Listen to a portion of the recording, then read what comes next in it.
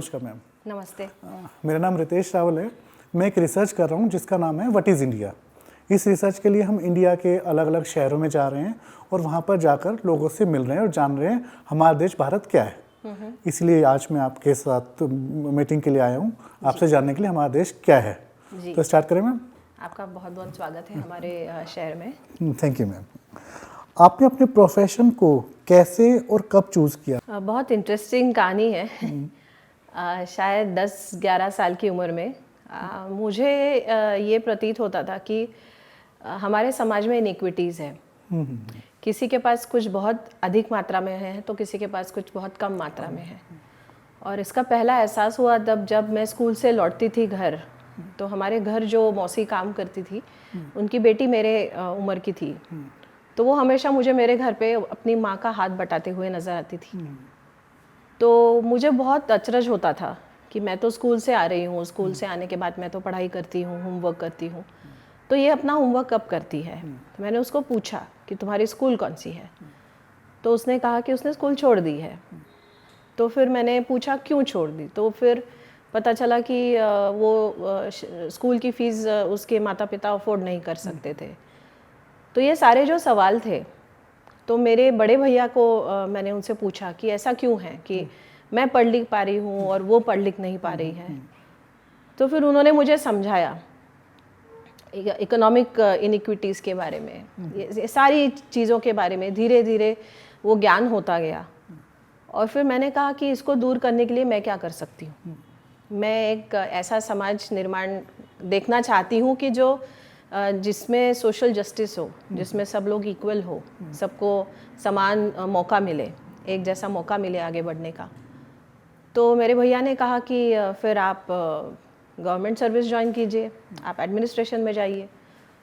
तो शायद तब से 10-12 साल की उम्र से ये ही था कि एडमिनिस्ट्रेशन में जाना है। क्यों? तो समाज के लिए कुछ करना है, इनइक्विटीज़ के लिए, हमारे सामने जो चैलेंजेस है उसको एड्रेस करने के लिए कुछ करना है।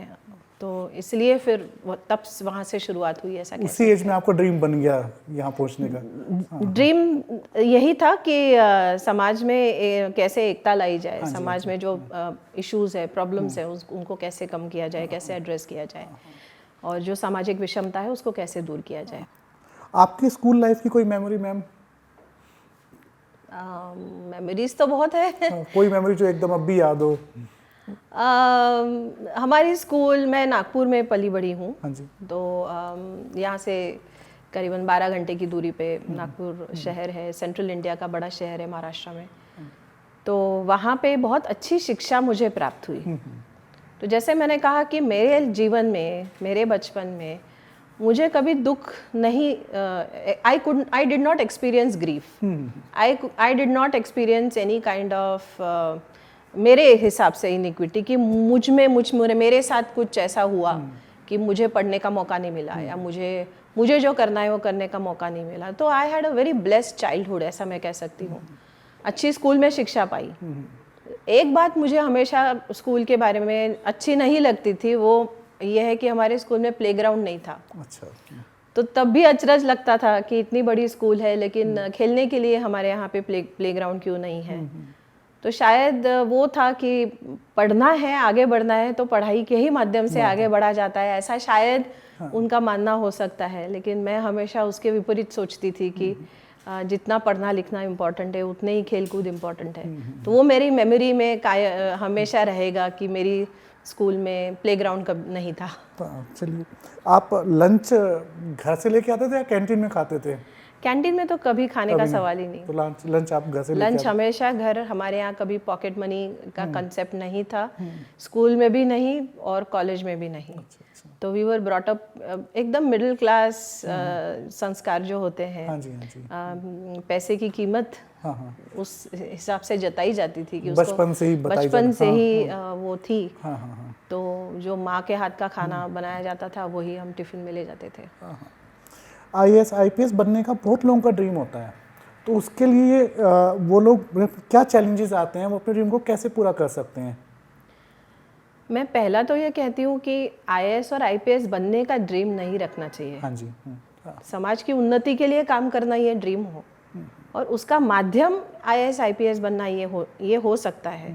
कोई NGO में जाके भी काम कर सकता है, आप एजुकेशन सेक्टर में काम कर रहे हो तो, लेकिन आपको एजुकेशन सेक्टर में काम करना ये आपका ड्रीम शायद नहीं है। हाँ जी, हाँ जी। लेकिन समाज के जो प्रॉब्लम्स है उसको एजुकेशन के माध्यम से सॉल्व करना ये आपका ड्रीम है। आप ट्राइबल कम्युनिटी के लिए काम कर रहे हैं, मतलब आपका एक्सपीरियंस कैसा है इस कम्युनिटी में काम, ट्राइबल कम्युनिटी में काम करने का? एक्सपीरियंस तो मेरे लिए बहुत सीखने लायक है। हाँ जी। क्योंकि मैंने आज तक जो भी सीखा है प्रशासन में आने के बाद भी, वो मैंने कम्युनिटीज़ से ही सीखा है। क्योंकि हमारे कम्युनिटीज़ में, चाहे वो ट्राइबल हो, चाहे विलेज कम्युनिटी हो, कोई भी कम्युनिटी हो, रूरल कम्युनिटी हो, उनके यहाँ अपना एक बहुत बड़ा विजडम उनके पास है। हाँ जी। कभी कभी मुझे लगता है उनको बहुत कुछ हमसे कहना है, लेकिन हम सुनते नहीं हैं। हाँ जी। हमें ऐसा लगता है कि हम उनको कुछ देने जा रहे हैं, वो हमसे कुछ लेना चाहते हैं, हम उनसे बहुत जुदा है, हम उनसे बहुत डेवलप्ड है, वो तो अंडर डेवलप्ड है, उनको कुछ समझता नहीं है। ये हमारे नोशंस होते हैं। हाँ जी। और जितना ज़्यादा मैं ट्राइबल कम्युनिटीज़ के साथ काम करती हूँ, उतने मेरे नोशंस ये डिस्ट्रॉय हो रहे हैं। ओके। मुझे हमेशा ये लगता है कि वो लोग बहुत वाइज है, बहुत इंटेलिजेंट है। हाँ जी। इतनी विषम परिस्थिति में अपना जीवन इतनी अच्छी तरह से वो यापन करते हैं। रिसोर्सेस को कैसे संभाल के रखना, वो हमने उनसे सीखा है। तो मुझे लगता है कि उनसे बहुत सीखने लायक है। हाँ, कुछ चीज़ें हम भी उनको दे सकते हैं, लेकिन वो एक गिव एंड टेक रिलेशनशिप हो, एक पार्टनरशिप हो, हाँ जी। दाता और याचक का रिलेशनशिप ना हो। हाँ हाँ। उस हिसाब से हम यदि ट्राइबल कम्युनिटीज़ के साथ बैठे हाँ। और उनसे बातचीत करें, तो मुझे लगता है कि हम बहुत एनरिच्ड हो सकते हैं। हाँ हाँ, इक्वल होना चाहिए, शेयर करने में एक अलग चीज़ है। जी। हाँ हाँ, तो थोड़ा इक्वल होना उस चाहिए। इक्वल लेवल पे हम एक दूसरे को देखें। हाँ। बस हम ह्यूमन तौर पे एक दूसरे के साथ इंटरेक्ट करने लगते हैं जब, तब बहुत मज़ा आता है और तब हम दोनों एक दूसरे से सीखते हैं। तो मैंने हमेशा कम्युनिटीज़ से बहुत कुछ सीखा है, ऐसे मुझे लगता है। आप नासिक में, आपकी पोस्टिंग कब, नासिक में आपका आना कब हुआ? नासिक में मैं 2020 में आई, फरवरी 2020, CEO ज़िला परिषद के तौर पे। वहाँ पे मैंने 2.5 साल काम किया और उसके बाद मेरा तबादला यहाँ हुआ। तो अभी मैं गत 8-9 महीने से ट्राइबल डेवलपमेंट कॉरपोरेशन में MD के तौर पे काम कर रही हूँ। तो नासिक शहर से और ज़िले से जो ताल्लुक़ है, वो अभी 3 साल, 3.5 साल से ये रिश्ता है। कैसा लगा नासिक आपको? बहुत खूबसूरत है, हरा भरा है, हाँ जी। लोग बहुत अच्छे हैं, हिस्ट्री है यहाँ पे, हर चप्पे चप्पे में यहाँ पे हिस्टोरिकल इवेंट्स है। प्रभु श्री रामचंद्र यहाँ पे बसे, त्र्यंबकेश्वर है। तो नासिक हमेशा कहते हैं हम, द्राक्ष और रुद्राक्ष की संस्कृति नासिक में है। एक तरफ बहुत अच्छे ग्रेप्स है, यहाँ पे विनयर्ड्स है, यहाँ पे यहाँ की वाइन आजकल बहुत फेमस हो रखी है। तो एक तरफ वो इकोनॉमी भी है और दूसरी तरफ स्पिरिचुअलिज्म और सारे तीर्थ क्षेत्र भी यहाँ पे है। बहुत अच्छा माहौल है नासिक में। नासिक में जो डेवलपमेंट हो रही है, तो उसके बारे में आपका क्या वो है कि कुछ डेवलपमेंट? नासिक में एक तो बहुत पहले से एक इंडस्ट्रियलाइजेशन और यहाँ पे काफ़ी मैन्युफैक्चरिंग यूनिट्स, यहाँ की MIDCs बहुत अच्छी है, बहुत डेवलप्ड है compared to other cities in Maharashtra, and it is now emerging as a new growth center, ऐसा मेरा मानना है। उसके साथ साथ टूरिज़्म डेस्टिनेशन के तौर पे नासिक उभर के आ रहा है। तीसरा, ये लोग और हम सब जानते हैं कि tourism is the biggest employment, one of the biggest employment generators anywhere. तो यहाँ पे फोकस भी यही रहा है कि अच्छे टूरिज़्म स्पॉट्स को आइडेंटिफाई करना है। यहाँ पे ट्राइबल टूरिज़्म काफ़ी अच्छा इमर्जिंग एरिया है। यहाँ पे लोग ट्रैकिंग के लिए आते हैं, यहाँ पे लोग भगवान के दर्शन के लिए आते हैं। तो हर तरीके का टूरिज़्म यहाँ पे मौजूद है। नेचर टूरिज़्म है, बहुत अच्छा, यहाँ पे सब ग्रीनरी है जगह जगह। तो आज अभी ये इमर्जिंग सेक्टर है नासिक में, ऐसा मैं मानती हूँ। नासिक का एग्रीकल्चर भी बहुत, एग्रीकल्चर इज़ बहुत यहाँ पे प्रगत है, डेवलप्ड है, ऐसा मैं मानती हूँ। जैसे मैंने कहा, ग्रेप्स हैं, we are one of the biggest producers of grapes in India. उसके साथ साथ टमेटोज़ है, प्याज है, लासलगांव बहुत बड़ा मार्केट है प्याज के लिए। तो एग्रीकल्चरल कमोडिटीज़ के लिए भी नासिक जाना जाता है और उसके साथ साथ आजकल टूरिज्म डेस्टिनेशन के तौर पे भी नासिक उभर के आ रहा है। एक जिस थॉट को लेके मैं पूरी जर्नी करी है वही मैं आपसे पूछ रहा हूँ, आपके लिए भारत क्या है? मेरे ख्याल से अनडिस्क्राइबेबल है। अनडिस्क्राइबेबल है। इतनी डाइवर्सिटी, इतनी विविधता, ये मुझे लगता नहीं कि कहीं और हम देख पाते हैं। लोगों से लेके, पहराव से लेके, खान पान से लेके, कल्चर से लेके, इतना हमें तो सब कॉन्टिनेंट ही कहा जाता है। तो चंद शब्दों में डिस्क्राइब करने लायक नहीं है, बहुत मुश्किल है। लेकिन मुझे लगता है कि हमारा जब हम बाहर जाते हैं, इंडिया के बाहर, तो हमारी एक अपनी आइडेंटिटी है एज इंडियंस। तब हमारी आइडेंटिटी एज अ महाराष्ट्रियन या एज समबडी फ्रॉम दिल्ली या साउथ वो नहीं बचती है।